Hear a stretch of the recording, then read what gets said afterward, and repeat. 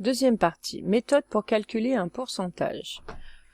Propriété, donc là aussi qui à connaître par cœur. Pour écrire une proportion sous forme d'un pourcentage, il suffit de multiplier la proportion par 100.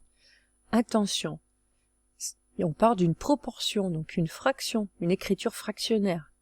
C'est cette écriture fractionnaire qu'on multiplie par 100, mais pas le nombre. Donc il faut bien faire attention, on parle d'une proportion et on multiplie par 100. Alors, exemple, sur 350 élèves d'un collège, 70 étudient l'espagnol. Quel pourcentage cela représente-t-il? Donc là aussi, nous allons faire trois méthodes différentes, la propriété, la proportion et le tableau de proportionnalité. Et vous, dans les exercices, on va s'entraîner à faire les trois, mais vous choisirez la méthode qui vous parle le mieux. Alors, si j'utilise la propriété, on me parle de proportion, il va falloir que je justifie et que je calcule la proportion. Alors, on me dit que 70 élèves sur 350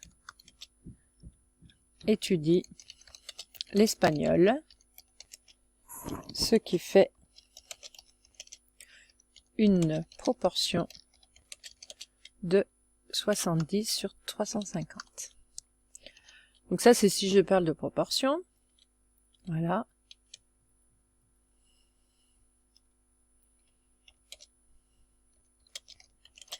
Et donc si j'utilise la propriété, du coup, alors le pourcentage, je vais l'appeler P. On me dit la proportion, donc 70 sur 350, et je multiplie par 100.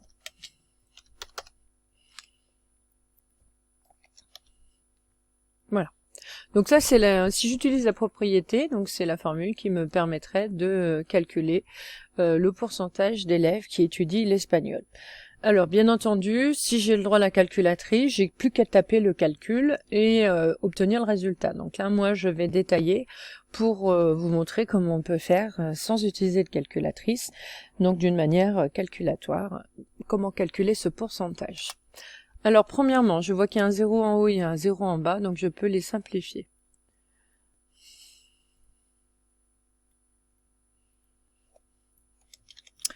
Ensuite, j'utilise donc la méthode vue de sixième. Donc, quand j'applique une proportion, je peux faire ici le 7 fois le 100 divisé par 35. C'est la méthode 1 pour appliquer une fraction à un nombre. Ensuite, on décompose pour essayer de simplifier au maximum. Donc, on part du dénominateur parce qu'il n'a qu'un nombre, donc il est plus simple. Donc, 35, c'est 7 fois 5. Donc, au numérateur, pour pas simplifier, ça serait bien qu'il y ait un 7 et un 5. Alors, le 7, je l'ai, donc je le laisse. Et le 100, ben, je vais le décomposer, puisque c'est un multiple de 5, c'est 5 fois 20. Donc, j'ai décomposé mon écriture, mon quotient. Voilà. Je barre tout ce qui est en commun en haut et en bas, puisque ce sont des produits, j'ai le droit. Donc j'ai un 7 en haut et en bas, je peux les barrer. J'ai un 5 en haut et un 5 en bas, je peux les barrer. Il me reste que le 20.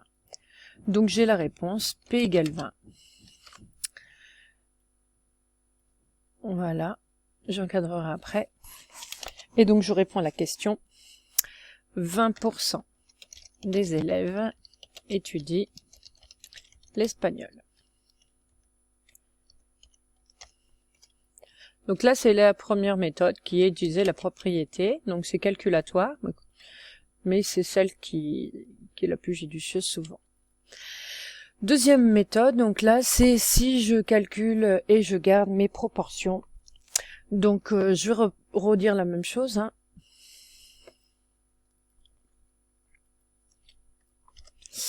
Donc j'écris en français ma proportion, voilà. Et cette proportion, il faut que je l'écrive sous la forme d'un pourcentage. Et donc, le pourcentage, c'est une fraction de dénominateur égale à 100. Donc, il va falloir que je transforme cette égalité, en fait. Et à la fin, il faudrait que j'ai une fraction avec le numérateur. Voilà. Pour parler de pourcentage, voilà ce qu'il faut que j'amène. Donc ici, il va falloir faire des calculs sur des fractions pour retrouver le quotient égal qui a pour dénominateur égal à 100. Alors, première chose à faire, bah, je peux barrer les zéros en haut et en bas. Donc bien penser à simplifier avant.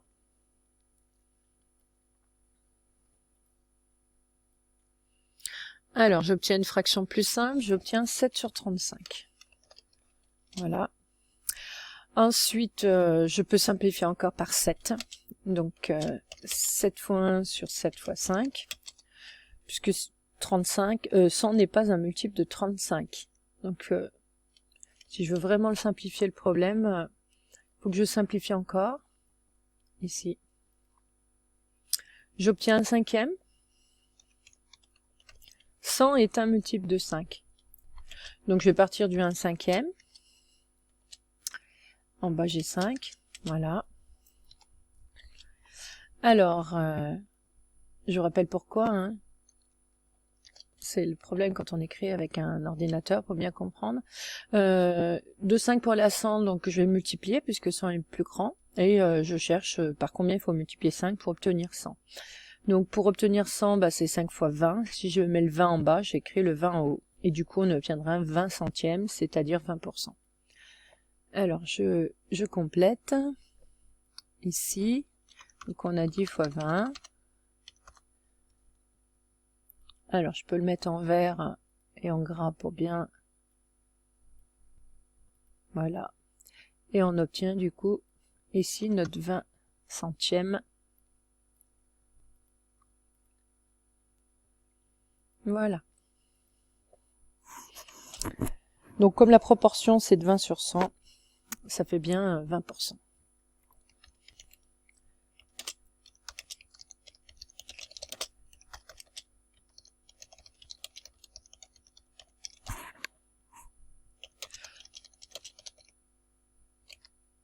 Ce qui représente 20%.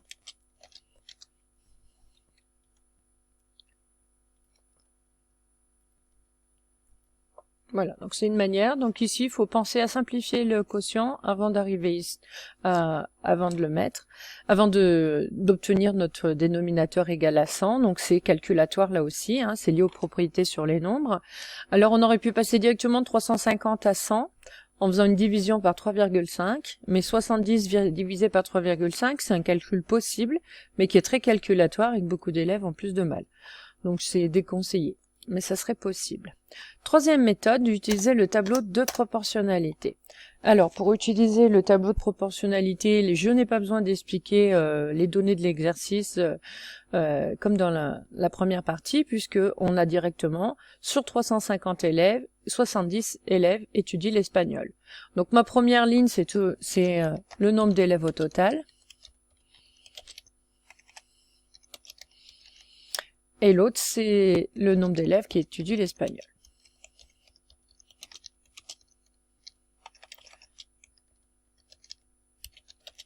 Je vous rappelle, quand on utilise un tableau de proportionnalité, il faut rédiger. Donc on met pas que les noms, il faut bien marquer ce qu'il y a devant. Donc il faut de la rigueur. Alors, nombre d'élèves au total, on m'a dit 350 élèves, j'en ai 70 qui étudient l'espagnol. Alors là, le souci de cette méthode, c'est que il faut bien retenir ce qu'il faut faire dans la dernière colonne, parce que vous voyez, elle est toute vide. Donc, pour pouvoir compléter, il faut quand même que j'ai un nombre en haut, en bas. Donc là, il faut se rappeler que si je veux un pourcentage, ça veut dire que j'aimerais savoir combien d'élèves étudient l'espagnol si mon collège n'avait que 100 élèves.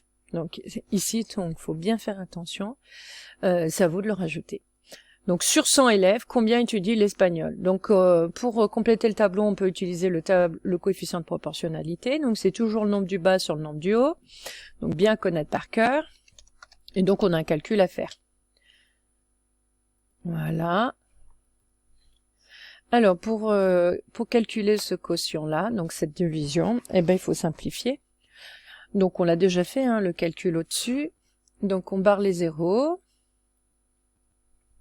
Hop là. On obtient 7 sur 35.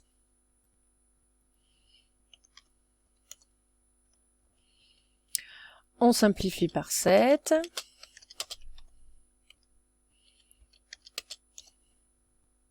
Ça, c'est si je n'utilise pas de calculatrice. Hein. Je vous détaille tout. Il est bien entendu qu'avec la calculatrice, c'est beaucoup plus rapide. On a directement la valeur, on le met dans notre tableau, on tape et on a tout ce qu'il faut.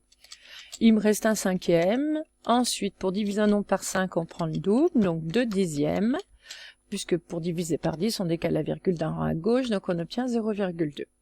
Donc le coefficient, c'est toujours le nombre qui permet de passer de la première à la deuxième ligne en faisant une multiplication. Et ensuite, 100 fois 0,2, bah là c'est simplement du calcul, on obtient 20. On l'écrit en vert et on répond à la consigne. Voilà, je vais écrire là, hein, peu importe. Donc on retrouve le fait que 20% des élèves étudient l'espagnol. Alors le tableau de proportionnalité peut paraître une méthode qui est coûteuse, parce que faut rédiger comme il faut, le tableau, les calculs, les flèches, mais il vous permet de résoudre beaucoup de problèmes. Donc quand on maîtrise la proportionnalité, il y a des élèves qui prennent l'habitude on peut tout calculer avec des pourcentages ou autres, avec un tableau. Voilà, la troisième méthode est terminée.